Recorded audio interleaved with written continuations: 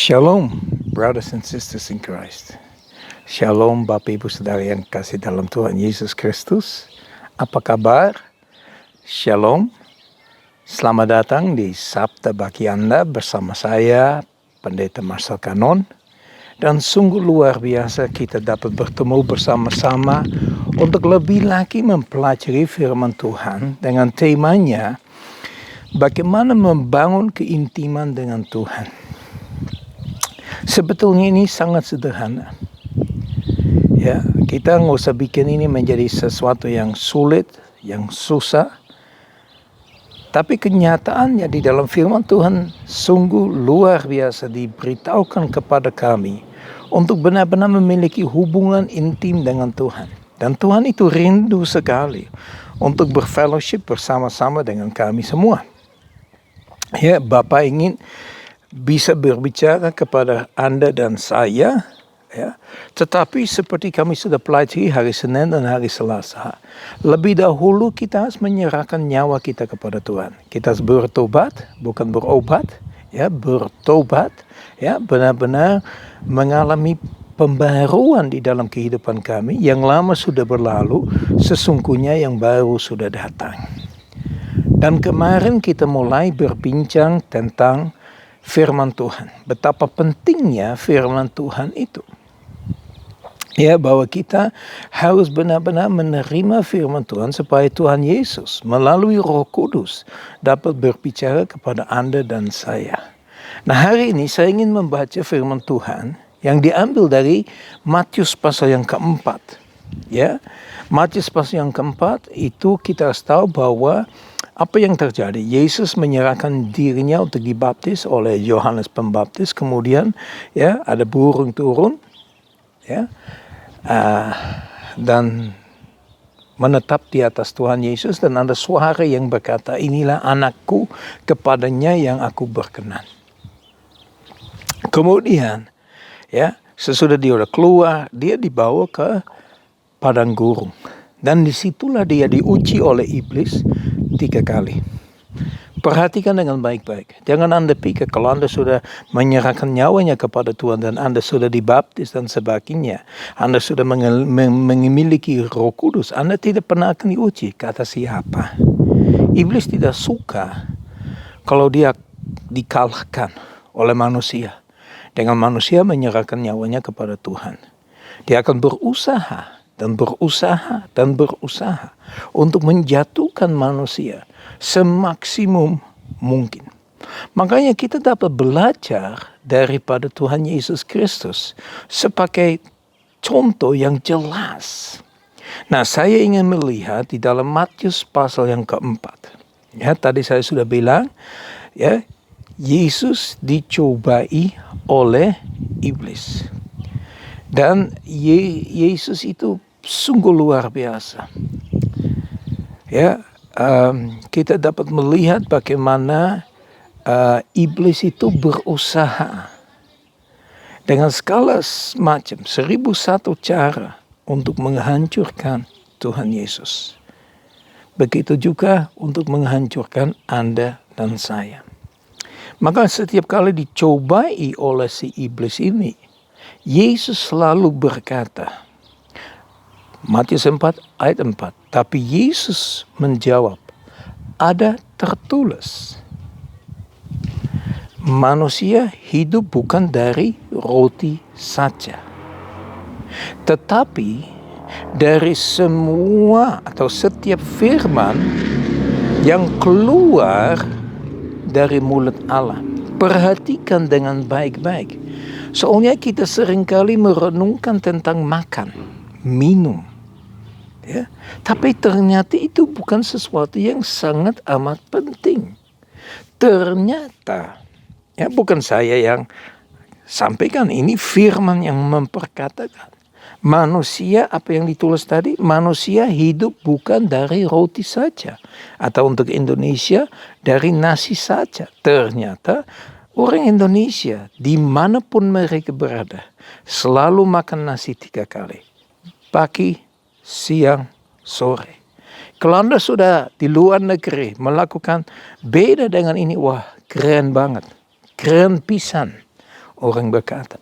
Ya, ternyata banyak manusia itu cuma hidup oleh makanan jasmani. Tapi bagaimana dengan makanan rohani? Bagaimana kita dapat bertumbuh di dalam satu keintiman dengan Tuhan? Bagaimana kita dapat mengalahkan roh jahat atau iblis yang akan berusaha untuk mengalahkan kita? Ya, kita dapat melakukan itu hanya dengan firman Tuhan. Makanya Bapak Ibu Saudara yang kasih dalam Tuhan Yesus Kristus, sangat amat penting untuk kita semua masuk dalam firman Tuhan. Yesus bukan hanya satu kali saja yang berkata begitu, tapi 3 kali. 3 kali dia diuji, 3 kali dia mengatakan ada tertulis. 3 kali Yesus menjawab semua pertanyaannya daripada iblis dengan firman Tuhan. Kalau begitu, pertanyaan saya, kira-kira penting gak ya firman Tuhan? Kira-kira kita harus pelajari gak ya?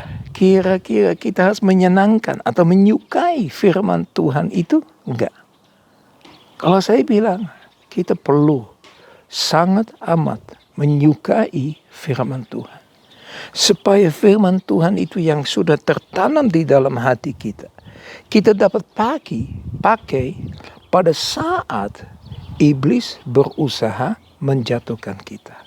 Mari Bapak Ibu Saudara yang kekasih dalam Tuhan Yesus Kristus, dengan hati yang terbuka, serius datang di hadapan Tuhan untuk mempercayakan diri kepada Tuhan dan izinkan Tuhan berbicara kepada kita melalui firman-Nya.